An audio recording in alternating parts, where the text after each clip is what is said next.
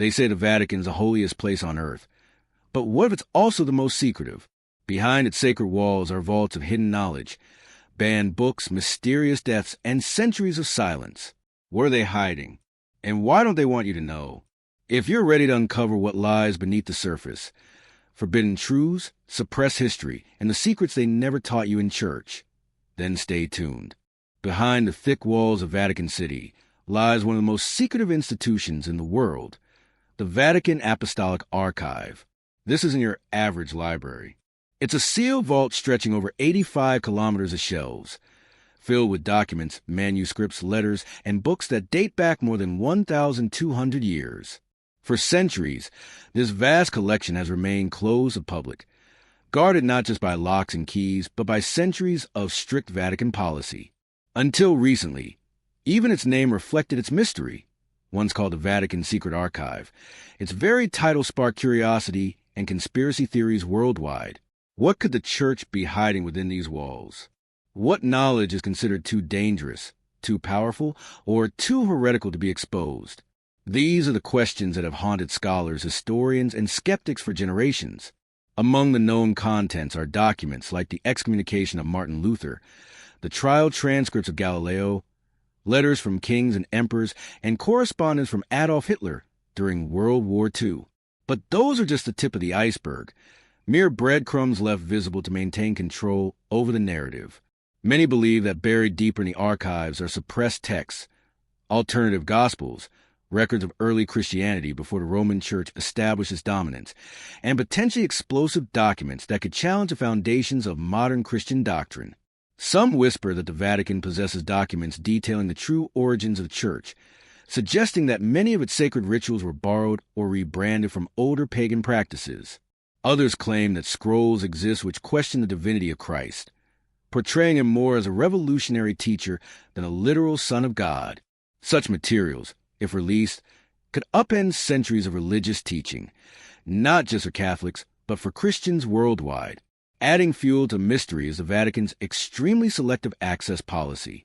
While the archives technically opened to researchers in the late 19th century, only a handful of scholars are granted entry each year, and only under very specific, heavily monitored circumstances. You can't just walk in and browse. You must request specific documents by name, and that's assuming you even know what to ask for in the first place. No internet access. No cameras. No photocopying. Every move is watched. Every page turned with caution. Why such secrecy if the Church has nothing to hide? In 2012, a hacker group known as Anonymous threatened to expose documents from the Vatican archive, claiming it held evidence of widespread corruption and cover-ups. Although no leak followed, the world caught a glimpse of the fear such exposure could unleash. Over the years, even insiders like former priests and ex-Vatican staff have hinted at disturbing content buried within the collection, including financial blackmail, involvement in international politics, and undisclosed accounts of occult practices hidden behind holy curtains. Some theorists believe the Vatican archive holds prophecies, ancient warnings or predictions from saints or mystics that have been withheld from public view. Others say it contains knowledge of lost civilizations, such as Atlantis or Lemuria, suggesting the Church knows far more about human history than it publicly acknowledges. These claims, while often dismissed by skeptics, persist due to the sheer inaccessibility of materials in question. The Vatican has created an environment where secrets flourish and suspicion grows. The Church's defenders argue that the archives are protected not out of fear, but out of reverence, that the documents are preserved to maintain historical accuracy and to safeguard delicate records from misuse. But such arguments do little to quiet the speculation. After all, if these materials only confirm the Church's truth, why keep them hidden at all? The contradiction is glaring. In an age of transparency, where information is shared at the speed of light, the Vatican's refusal to open its full historical record feels deliberate. A fortress built not of bricks, but of control. And control over history means control over faith, identity, and power. As time passes and more secrets inevitably leak, one thing becomes clear. The truth isn't just locked away in the Vatican. It's protected with a level of devotion reserved for something world-changing. Whether that truth challenges faith, redefines history, or simply exposes centuries of political manipulation remains to be seen. But one thing is certain: the Vatican Archive isn't just about preserving history. It's about deciding who gets to know it.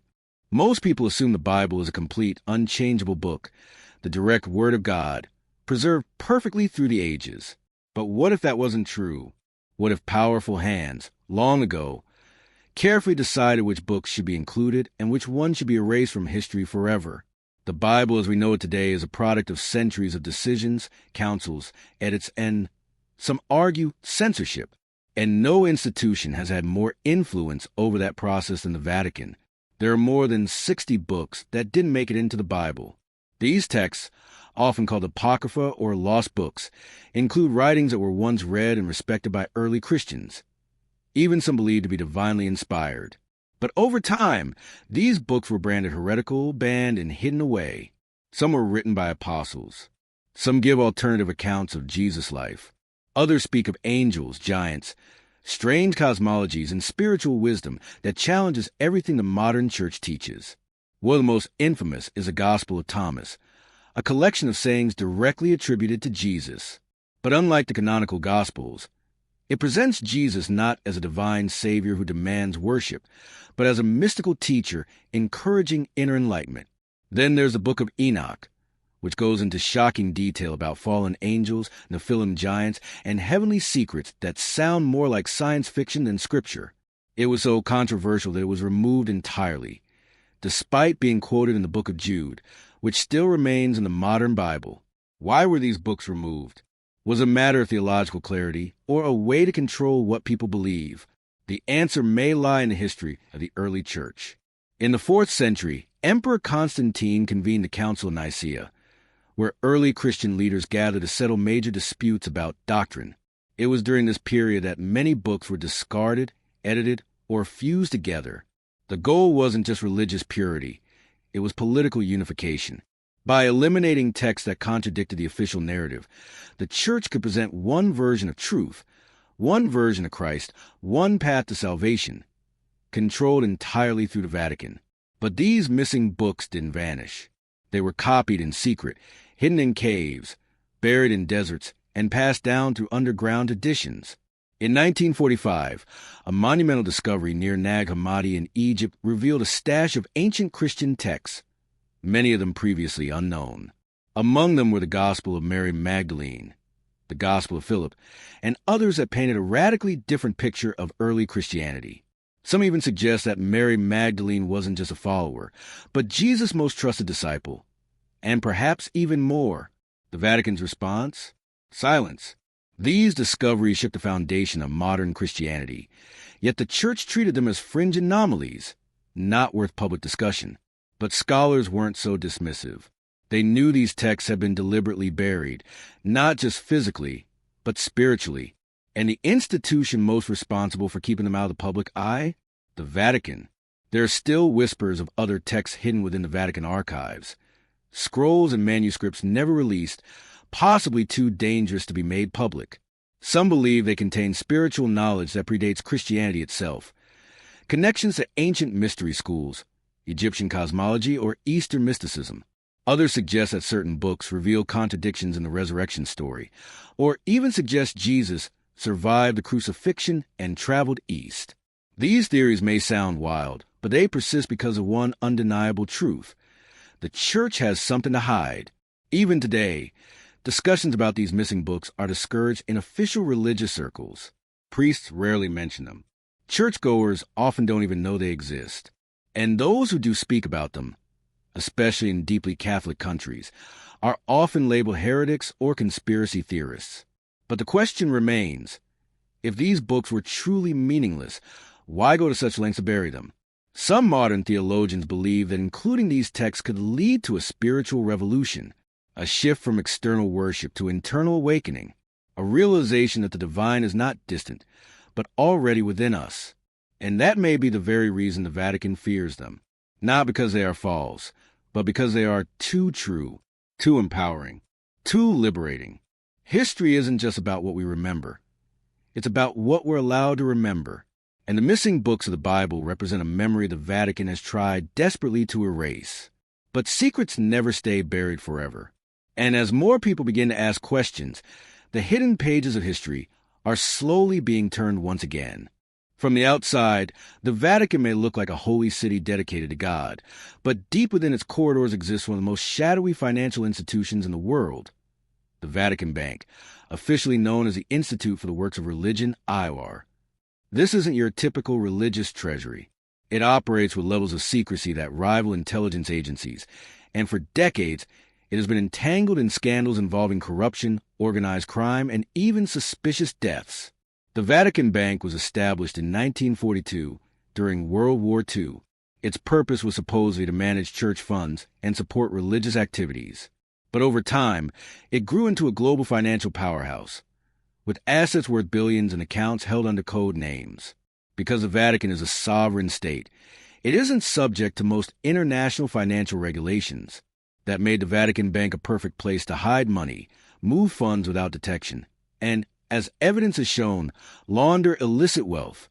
In the 1970s and 1980s, the Vatican Bank became the epicenter of a financial earthquake. At the heart of it was an Italian banker named Roberto Calvi, nicknamed God's Banker due to his close ties with the Vatican. Calvi was involved in a massive fraud scandal connected to Banco Ambrosiano, a bank with strong Vatican links. When it collapsed in 1982, nearly $1.3 billion had mysteriously vanished. Shortly after, Calvi was found hanging from Blackfriars Bridge in London, his pocket stuffed with bricks and foreign currency. Though initially ruled a suicide, investigators later declared a murder. But to this day, no one has been officially held responsible.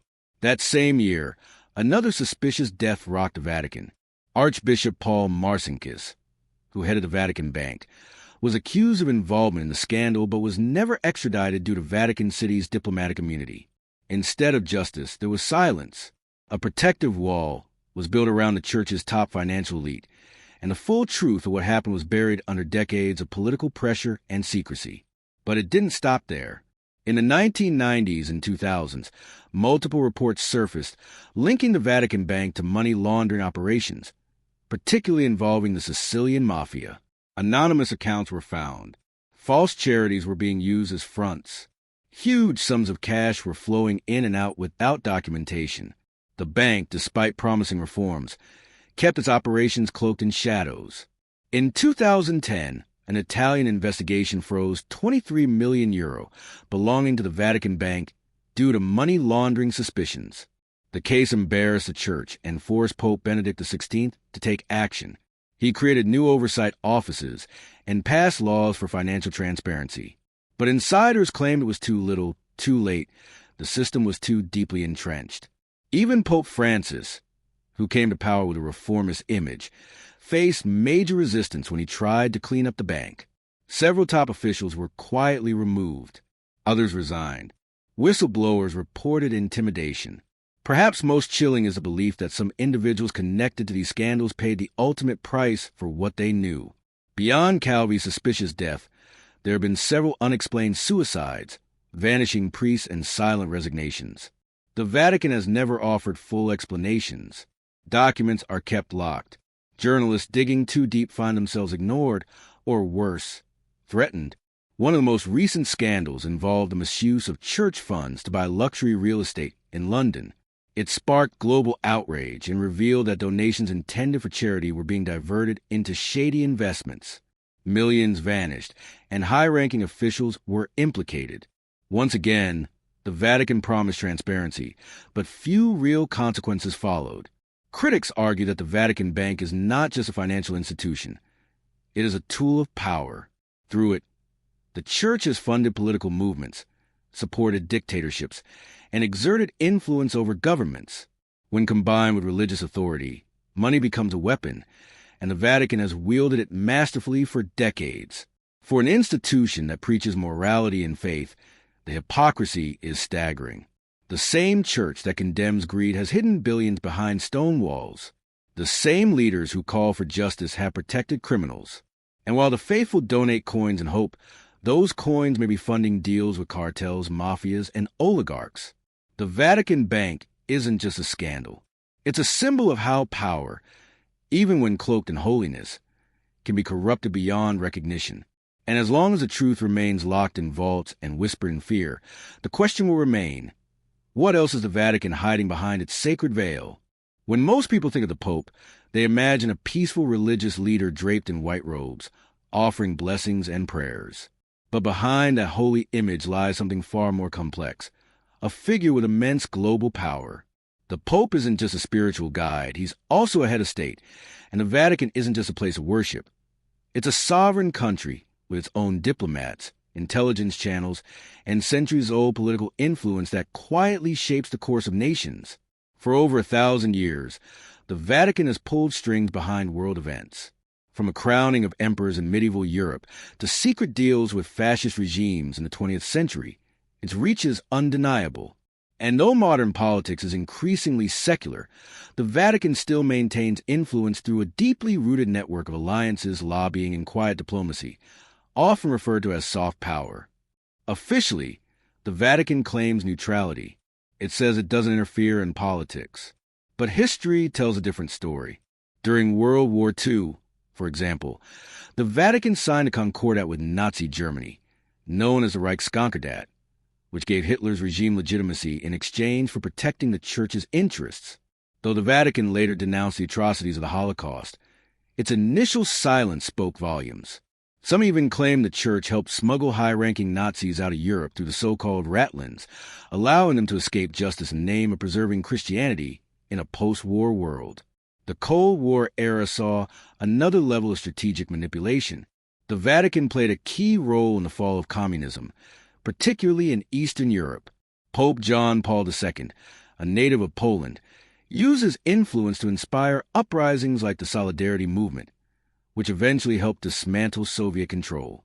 While many saw this as heroic, it also demonstrated the Vatican's ability to tip the scales of global power without firing a single shot.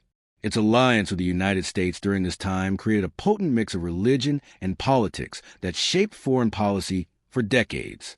But the Vatican's influence isn't limited to past wars. Today, it operates one of the most intricate diplomatic networks in the world. The Holy See has full diplomatic relations with over 180 countries, and Vatican diplomats often serve longer terms than those of any nation.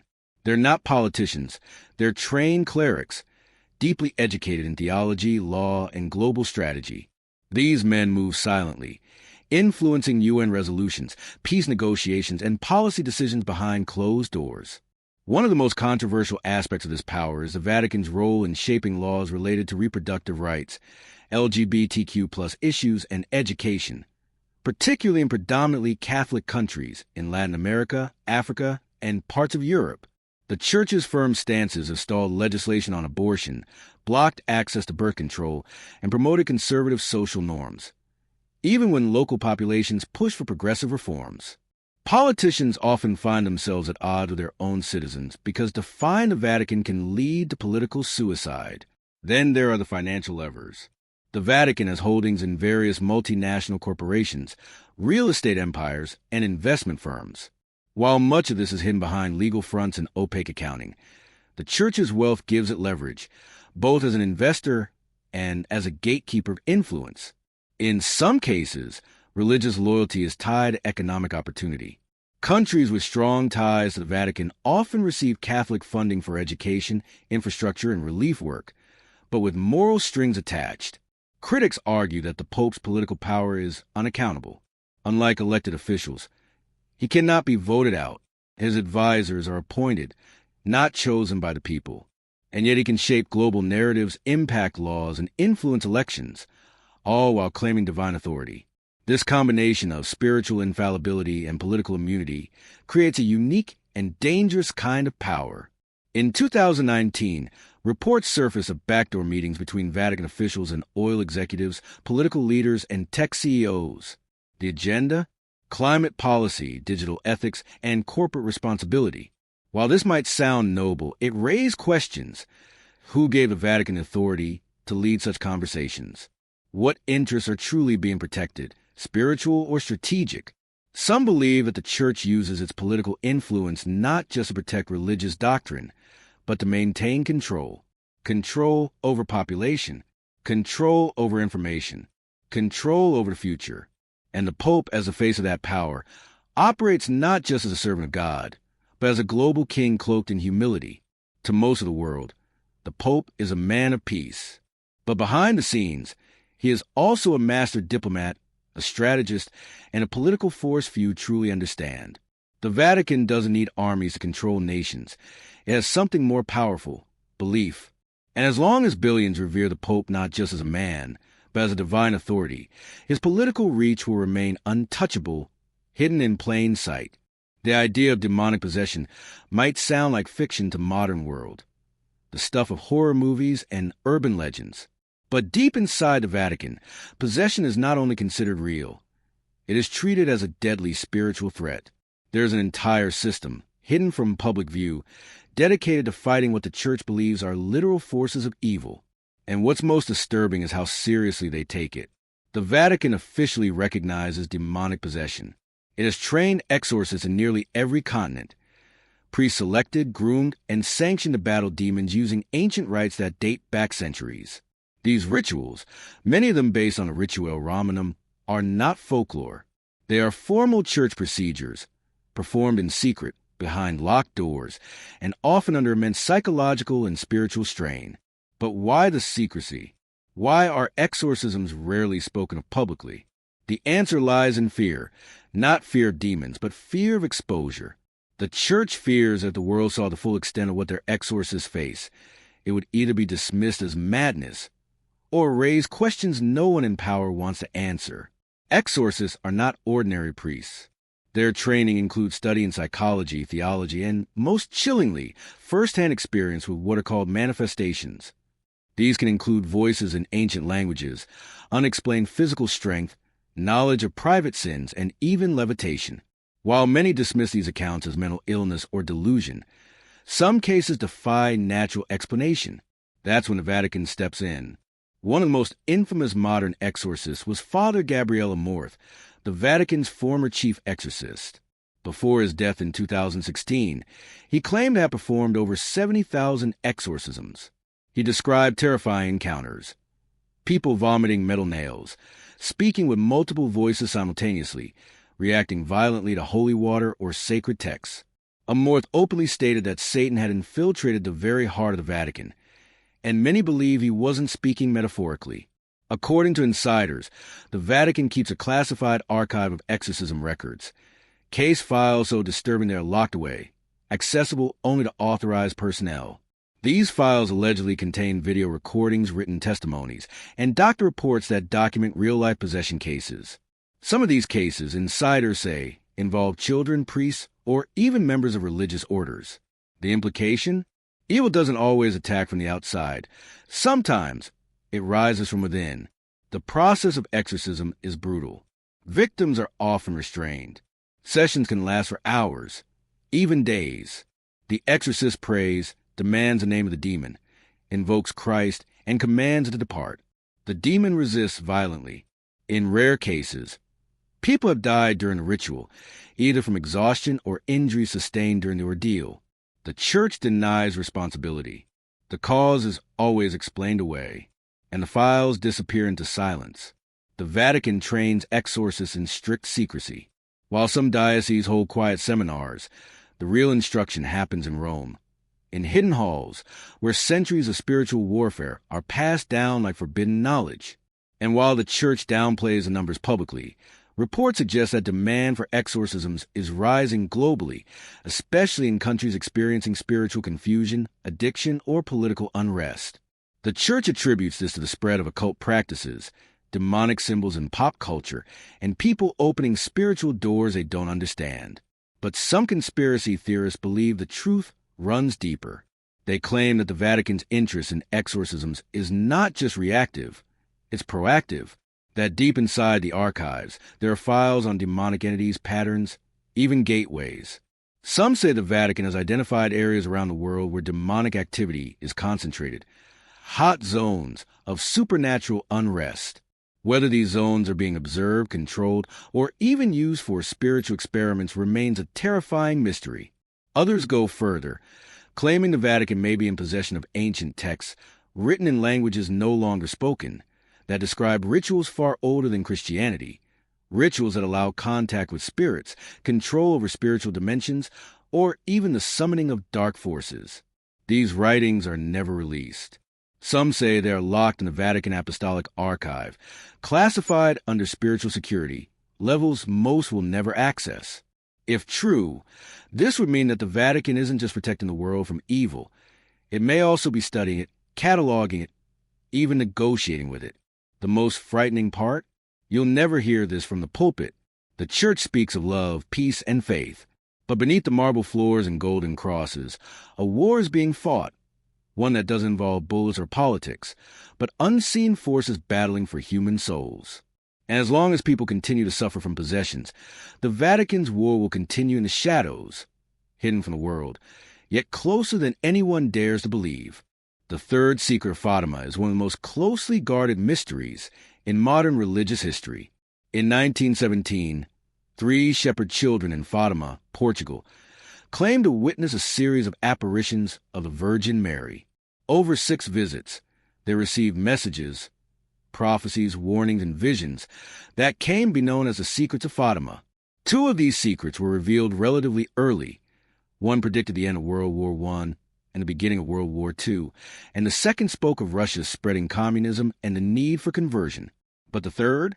That was hidden for decades and remains controversial even now.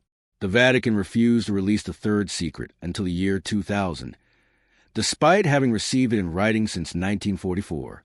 And when it was finally published, many felt betrayed. The version presented described a symbolic vision of the death of a pope and religious figures. It was vague, nonspecific, and lacked the apocalyptic detail that many had expected. This led to immediate backlash from theologians, historians, and even priests, all questioning whether the Vatican had truly released the full content, or if it was withholding something much darker.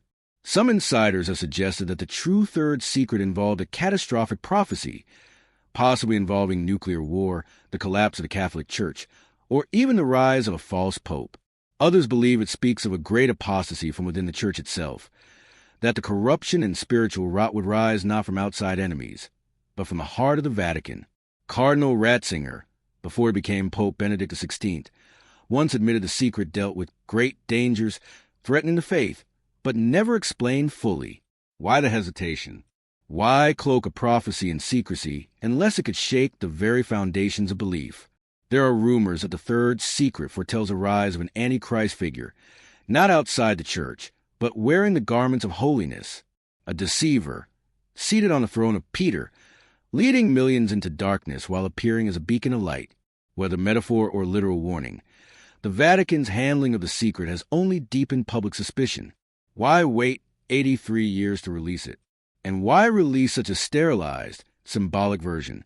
The children of Fatima claim that Mary told them to reveal the secrets in due time and to warn the world. But instead of acting with urgency, the Vatican buried the message, reviewed it behind closed doors, and when it finally spoke, offered carefully curated symbolism instead of truth. This has led many to believe that the real third secret is still locked inside the Vatican's walls, perhaps hidden in the Apostolic Archive or in the mind of a pope who took an oath never to reveal it. Even now, whispers persist from scholars, retired cardinals, and independent researchers that the true third secret involved the end of the Church's authority, a cataclysmic fall of faith, or the unveiling of cosmic truths too dangerous to share. In an era of increasing global unrest, some wonder the warning is no longer just prophetic, but unfolding in real time. Walk into St. Peter's Basilica, and you'll see majestic architecture, towering pillars, sacred imagery. But look closer, and you'll find something strange. Symbols, lots of them, and not all of them are Christian.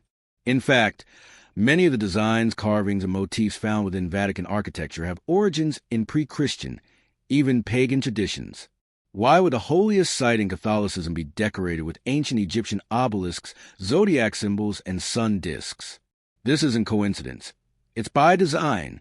The most famous symbol is the obelisk standing in the center of St. Peter's Square. Originally taken from Heliopolis, Egypt, this towering pillar was a sacred sun symbol in pagan tradition. It was brought to Rome by Emperor Caligula and later repurposed by the Vatican. Not destroyed, not rejected, but planted at the very heart of its holy grounds. Around it is a giant circular plaza, shaped like a sun wheel, with lines pointing to solstices and equinoxes, resembling ancient solar worship sites. Throughout Vatican halls, you'll also find images of pine cone serpents, and even gods that resemble Roman and Greek deities. The pine cone, for example, represents spiritual awakening in many ancient traditions, and yet there it sits in the Vatican's court of the pine cone, larger than life. Serpents, typically seen as evil in Christian theology, appear in twisted artworks, and even in the Vatican's audience hall, where the interior resembles a snake's head, complete with eyes and fangs. Was this intentional, or a deeply symbolic gesture lost to time? Critics argue that these symbols are remnants of hidden truth, that the Vatican's roots are not purely Christian, but a fusion of ancient mystery schools, sun worship, and esoteric knowledge. The early church, in its rise to power, absorbed pagan holidays, rituals, and architecture, repackaging them under a Christian banner. Easter and Christmas both fall on dates linked to solstices and fertility festivals. The halo around saints' heads, an ancient sun motif. The mitre worn by bishops, strikingly similar to the headgear of Dagon, the fish god of the Philistines. Rather than eradicate paganism, the Vatican integrated it. Whether as a strategic move or spiritual evolution, the result is a church layered with secrets, one where sacred and profane, light and shadow blend seamlessly. They teach it in science textbooks. Galileo Galilei, the father of modern physics, peered through his telescope and dared to say the earth revolved around the sun. But what many people don't know is that this simple truth almost cost him everything. In 1633, the Vatican forced Galileo to stand trial for heresy. They made him renounce his findings. They placed him under house arrest for the rest of his life. Why? Because the church taught that the earth was the unmoving center of the universe, and to question that was to question divine order. But what if Galileo wasn't the only one? What if the Vatican suppressed other scientific discoveries, ideas that could have changed humanity's course, simply because they threatened the church's control? Galileo's fate wasn't an isolated incident. Long before him, thinkers like Giordano Bruno were burned alive for suggesting the universe was infinite and filled with other worlds. Bruno's ideas sounded like science fiction, but today, scientists call them cosmic truth. And yet, the Vatican silenced him, not because he was wrong, but because he wasn't controllable. The church held dominion over truth for centuries. If a discovery conflicted with Scripture, it was labeled dangerous. Scholars were forced into secrecy, or worse, imprisonment. The Vatican was not just a guardian of faith. It was a gatekeeper of knowledge. Even today, questions linger. Did the Vatican hide texts or scrolls that spoke of cosmic truths? Did it suppress early scientific breakthroughs, possibly in medicine, astronomy, or energy, because they contradicted theological doctrine? Some believe the Vatican archive contains lost inventions, ancient blueprints, or even knowledge passed down from vanished civilizations, kept hidden preserved spiritual monopoly. In 1992, the Vatican finally admitted, after 359 years, that condemning Galileo was a mistake. But what else has the church failed to confess? And how many other truths remain buried under marble floors and papal decrees? Inside the Vatican lies a library so vast, so mysterious, that even seasoned researchers are only allowed to scratch the surface. The Vatican Library, distinct from the archive, holds over 1.1 million printed books, 8,600 incunabula, books printed before 1501, and countless ancient manuscripts, maps, and rare writings. But access is heavily restricted. You must be an approved scholar. You must request specific works, by name, and what you can see is still carefully filtered. This raises a chilling possibility. What documents are hidden deep within, never indexed, never shown, never mentioned? Could there be evidence of human origins that predates written history? Could there be ancient eyewitness accounts of celestial events, of giants, of beings not of this world? Some researchers believe the Vatican Library houses texts rescued from the Library of Alexandria, thought to be destroyed but possibly smuggled to Rome during ancient conquests. Others whisper of Atlantean manuscripts, Sumerian relics, or Gnostic scriptures that tell an entirely different story of mankind, one where our creators were not divine but visitors. Whether you call them angels, watchers, or extraterrestrials, the records, if they exist, could rewrite everything we know about religion, history, and ourselves. There are stories of secret books that map ley lines, sacred geometry, and the architecture of the soul. Writings that discuss energy fields, multidimensional consciousness, or even how sound and vibration affect physical reality. These aren't fringe theories. They're possibilities rooted in ancient traditions, and yet the Vatican treats them as dangerous. The truth is simple but terrifying. Knowledge is power, and the Vatican has spent centuries collecting both. Not just spiritual truth, but scientific, esoteric, political, and cosmic truth. And what's not shared, what's deliberately hidden, might be the key to humanity's next evolution. For centuries, the Vatican has stood as a symbol of holiness, tradition, and eternal faith. But behind the stained glass windows and whispered prayers lies something else, a fortress of secrets. From hidden archives and forbidden books to financial scandals and suppressed science, the Vatican's history is not just spiritual. It's political, conspiratorial, and deeply human. The Church has shaped empires, toppled kings, and influenced the fate of nations, not just through sermons, but through strategy, through control of knowledge, wealth, and belief.